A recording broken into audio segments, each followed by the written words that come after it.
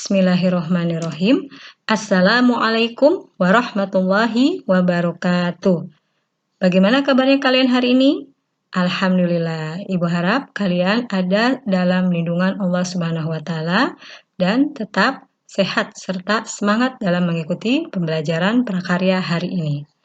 Masih bersama Ibu Titi Rusmiati, kita akan melanjutkan materi pembelajaran prakarya.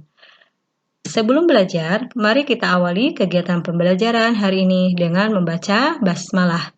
Bismillahirrahmanirrahim. Oke. Materi pembelajaran prakarya hari ini adalah tentang pengolahan bahan pangan serealia, kacang-kacangan, dan umbi menjadi produk pangan setengah jadi.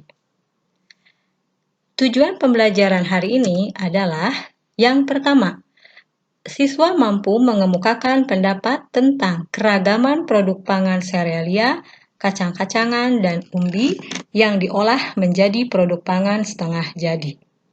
Yang kedua, siswa mampu memahami pengertian produk pangan setengah jadi dari bahan serealia, kacang-kacangan, dan umbi. Yang ketiga adalah siswa mampu mengidentifikasi jenis dan karakteristik produk pangan setengah jadi dari pangan serealia, kacang-kacangan, dan umbi. Nah, ini tujuan pembelajaran hari ini. Selanjutnya, pengertian. Kita awali pembahasan hari ini dari pengertian. Apa itu pengolahan pangan setengah jadi? Pengolahan pangan setengah jadi adalah produk pangan primer yang merupakan proses mengolah bahan baku pangan dengan proses pengawetan, baik pengawetan secara kimia, fisik, maupun secara mikrobiologi, menjadi aneka ragam olahan pangan setengah jadi sebagai bahan baku pangan. Nah, itu ya pengertiannya. Selanjutnya, keuntungannya.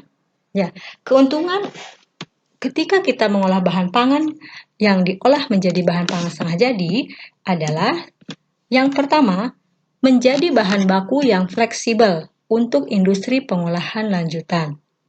Yang kedua, dapat diperjualbelikan antar daerah dan sebagai komoditas ekspor. Yang ketiga, aman dalam distribusi dari satu tempat ke tempat lainnya. Yang keempat, dapat dikemas lebih ringkas. Yang kelima, menghemat ruangan dalam penyimpanan. Yang keenam, mengurangi biaya dalam penyimpanan. Dan yang ketujuh, tahan lama dan lebih kuat dari cuaca. Itu 7 keuntungan dari proses pengolahan bahan pangan yang dibuat produk pangan setengah jadi. Nah, jenis-jenis pengolahan bahan pangan yang diolah menjadi produk setengah jadi, nah kita uraikan satu persatu. Yang pertama, jenis pengolahan bahan serealia dari bahan beras. Nah, di sini ada yang dibuat menjadi rengginang. Ada di sini ya rengginang. Mungkin kalian semua pasti sudah pernah merasakan ya kerupuk rengginang ini. Yang kedua ada kerupuk gendar. Nah, seperti ini juga mungkin kalian pernah merasakannya, ini berbahan dasar beras ya. Kemudian ada tepung beras. Nah, ini juga kalian pasti suka mengkonsumsi aneka olahan yang dibuat dari tepung beras. Ya, misalnya ada cendol, kemudian ada kue-kue tradisional yang lainnya. Lalu ini bihun. Nah, pasti kalian juga sering melihat dan juga mungkin suka mengkonsumsi makanan yang diolah dari bahan bihun. Baik, selanjutnya. Jenis pengolahan bahan serealia dari jagung. Apa saja hasil olahnya? Nah, di sini ada tepung maizena. Nah, tepung maizena ini berasal dari jagung yang dihaluskan, kemudian dikeringkan dan berbentuk butiran halus ya, yaitu partikel-partikel halus yang disebut tepung. Biasanya tepung maizena ini digunakan sebagai pengental dalam berbagai macam makanan ataupun bahan campuran membuat bolu ataupun kue kering. Selanjutnya ada jagung pipil. Nah, ini jagung pipil ini adalah bahan untuk membuat cemilan, misalnya popcorn. Nah, mungkin kalian semuanya suka ya dengan baik itu yang rasa original maupun yang rasa-rasa yang lain. Selanjutnya ada beras jagung. Nah, ini jagung yang dihaluskan dan diolah, kemudian bisa juga dicampur dengan beras putih biasa. Nah, ini merupakan makanan tradisional dari daerah Jawa Timur, misalnya daerah Madura dan daerah sekitarnya. Misalnya di Banyuwangi juga ini ada ya makanan tradisional seperti itu. Lalu jenis pengolahan bahan serealia dari gandum. Ada apa saja? Nah, yang pertama ini ada pasta. Nah, kalian lihat ada berbagai macam jenis pasta yang mungkin pernah kalian lihat dan bahkan pernah kalian konsumsi. Di sini ada berbagai bentuk makaroni ya, kemudian ada juga spaghetti. Nah, ini adalah makanan khas dari Eropa yaitu negara Italia yang menjadi makanan pokoknya ya yang menyebar ke seluruh dunia termasuk ke Indonesia. Lalu ada tepung gandum. Nah, sama proses pembuatannya seperti maizena tadi, gandum dihaluskan, dikeringkan, kemudian dikeringkan, lalu berbentuk seperti partikel-partikel halus dan sebagai bahan yang digunakan untuk membuat aneka roti, kue, dan sebagainya. Lalu mie. Nah, di sini pasti kalian sudah mengenal dengan baik ya makanan yang satu ini karena ini banyak disukai oleh orang Indonesia. Ya, ini di sini digambar mie yang dibuat itu terdiri dari berbagai warna. Yang ini insya Allah warna alami ya. Yang ungu mungkin ini dari ubi ungu, kemudian yang hijau dari sayuran seperti bayam, dan ini yang kuning juga mungkin ada pewarna alaminya yaitu kunyit. Baik, kita pengolahan dari kacang-kacangan. Apa saja hasil produk pangan setengah jadinya? Nah, di sini ada tempe. Nah, siapa yang tidak kenal tempe? Wah, rupanya tempe ini adalah favoritnya makanan Indonesia. Bahkan sekarang sampai sudah mendunia ya untuk tempe ini. Nah, tempe ini adalah produk pangan setengah jadi dari bahan kacang kedelai. Ya, nah ini ya.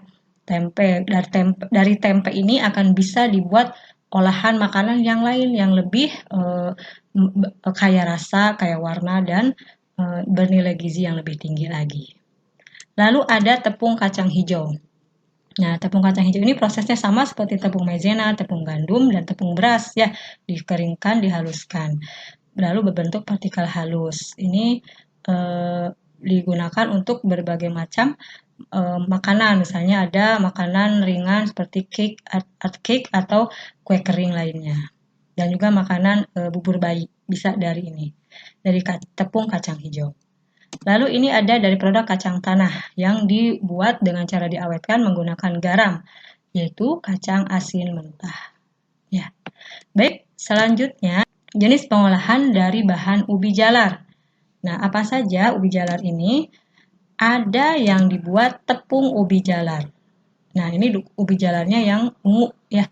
Tepung ubi jalar ungu seperti ini rupanya. Nah, ini banyak digunakan untuk membuat aneka kue-kue dan bolu ya. Ini silakan kalian amati. Ada menarik sekali dari aspek warnanya ya. Ini warna alami pigmen ungu yang ada pada ubi jalar tersebut. Lalu ada gaplek ubi. Nah, ini adalah ubi yang dipotong-potong kemudian dijemur sampai kering dan nanti setelah jadi gaplek dikemas dan didistribusikan serta diolah lagi berbagai dengan metode pengeringan, penghancuran, dan akan dibuat misalnya menjadi tepung gaplek ataupun nanti bisa langsung diolah, dikukus gitu ya, ditambah dengan taburan kelapa dan lain-lain. Lalu ada tepung ubi putih.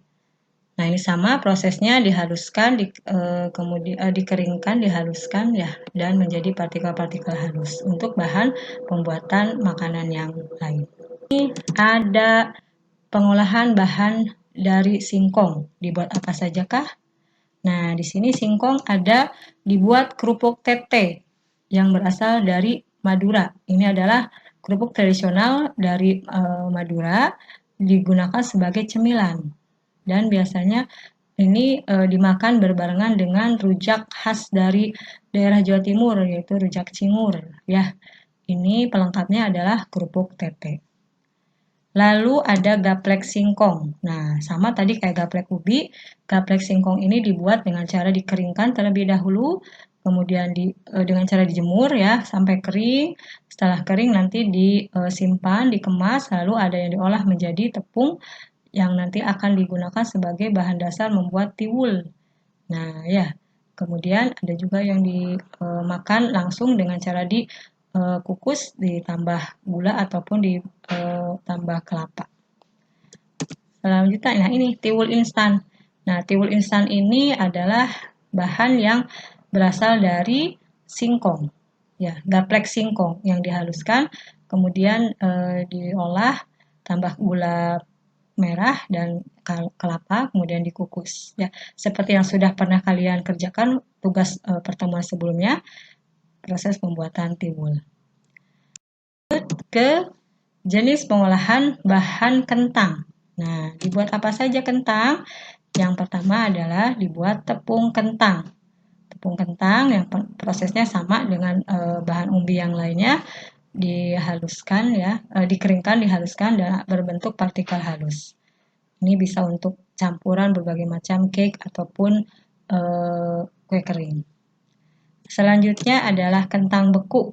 Nah, ini ya, kentang beku ini mungkin kemarin waktu praktek, Ibu banyak menerima laporan-laporan tugas prakteknya yang membuat kentang goreng. Nah, mungkin kalian prosesnya kentang tersebut dipotong-potong, lalu dicuci ya, setelah dicuci kemudian dipotong-potong, setelah itu mungkin ada yang dibekukan terlebih dahulu ya, didinginkan atau dibekukan di kulkas. Nah, ini salah satu makanan yang diproses dengan cara diawetkan yang nanti bisa diolah untuk produk yang lebih lanjut. Misalnya menjadi kentang goreng dan produk-produk yang lain. Mungkin itu saja materi pembahasan hari ini. Ya, untuk penugasannya, buatlah rangkuman dari materi yang sudah Ibu jelaskan. Tulis di buku catatan, jangan lupa kalian like dan subscribe channel ini, lalu absensi dan tulis komentar yang membangun dan positif di kolom komentar. Oke, selamat belajar dan sehat selalu ya. Assalamualaikum warahmatullahi wabarakatuh.